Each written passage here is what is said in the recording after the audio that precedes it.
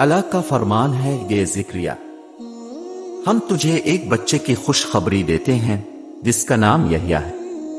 ہم نے اس سے پہلے اس کا ہم نام بھی کسی کو نہیں بنایا۔ اس کی وضاحت اس آیت مبارکہ سے ہوتی ہے، پھر فرشتے نے آپ کو آواز دی جب آپ حجرے میں کھڑے نماز پڑھ رہے تھے کہ اللہ آپ کو یحییٰ کی یقینی خوشخبری دیتا ہے جو اللہ کے کلمہ کی تصدیق کرنے والا، سردار، ضابط نفس اور نبی ہے نیک لوگوں میں سے۔ جب آپ کو خوشخبری ملی تو بہت تعجب کی حالت میں فرمایا، میرے رب، میرے ہاں لڑکا کیسے ہوگا؟ میری بیوی بانجھ ہے اور میں خود بڑھاپے کے انتہائی ذوف کو پہنچ چکا ہوں۔ بعض روایت کے مطابق اس وقت آپ کی عمر 70 سال تھی۔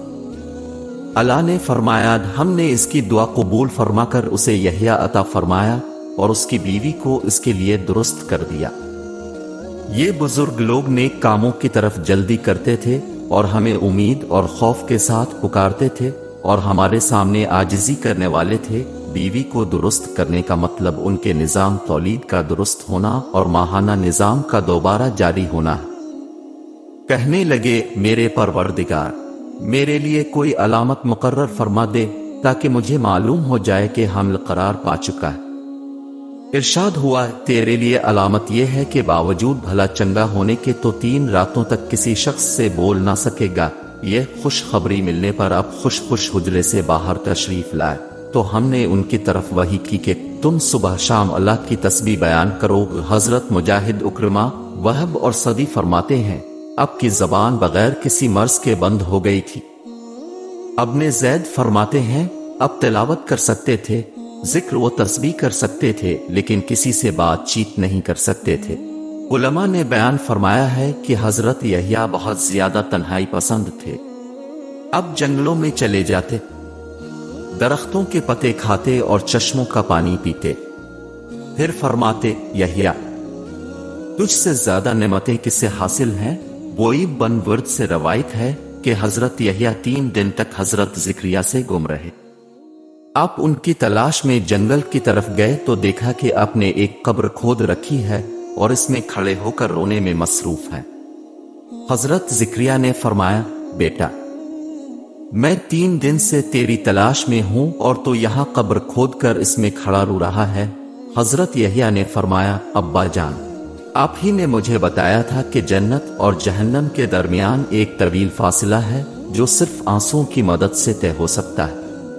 آپ نے فرمایا، جی ہاں بیٹا، رو لو۔ تب دونوں رو پڑے۔ یہ بھی کہا جاتا ہے کہ حضرت یحییٰ بکثرت روتے تھے اور مسلسل رونے کی وجہ سے ان کے رخساروں پر نشان پڑ گئے تھے۔ حضرت یحییٰ کی شہادت۔ حضرت یحییٰ کو شہید کرنے کے کئی اسباب بیان کیے گئے ہیں۔ زیادہ مشہور واقعہ یہ ہے کہ اس زمانے کا دمشق کا بادشاہ کسی ایسی عورت سے نکاح کرنا چاہتا تھا جس سے نکاح کرنا اس کے لیے شرعاً جائز نہ تھا۔ حضرت یحییٰ نے منع کیا تو عورت ناراض ہو گئی۔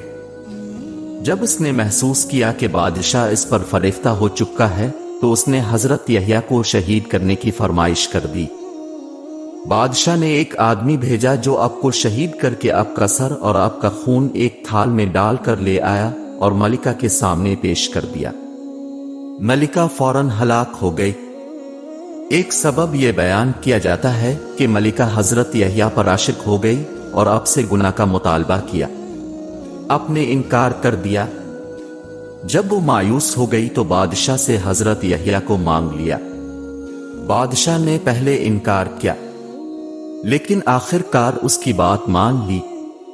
اس نے ایک آدمی بھیجا جو آپ کو شہید کر کے آپ کا سر اور آپ کا خون ایک تھال میں ڈال کر لے آیا۔ شملہ بن عطیہ کا قول ہے کہ بیت المقدس میں موجود صخرہ چٹان پر 70 نبی شہید کیے گئے۔ حضرت یحییٰ بھی ان میں شامل ہیں۔ حافظ ابن عساکر نے المستقص فی فضائل القصہ میں ایک اور واقعہ بیان کیا ہے۔ وہ کہتے ہیں کہ دمشق کے بادشاہ اعداد بن ایدار نے اپنے بیٹے کی شادی اس کی چچا زاد عریل سے کر دی جو سیدہ کی ملکہ تھی۔ اس نے اپنی بیوی کو 3 طلاقیں دے دی تھیں۔ پھر رجوع کرنا چاہا تو حضرت یحییٰ سے فتویٰ پوچھا۔ آپ نے فرمایا، یہ حلال نہیں۔ عورت ناراض ہو گئی اور اپنی ماں کے مشورے سے بادشاہ سے حضرت یحییٰ کا سر کاٹ کر لانے کا مطالبہ کر دیا۔ بادشاہ نے ایک شخص کو آپ کا سر کاٹ کر لانے کا حکم دیا تو وہ آپ کا سر ایک تھال میں رکھ کر لے آیا۔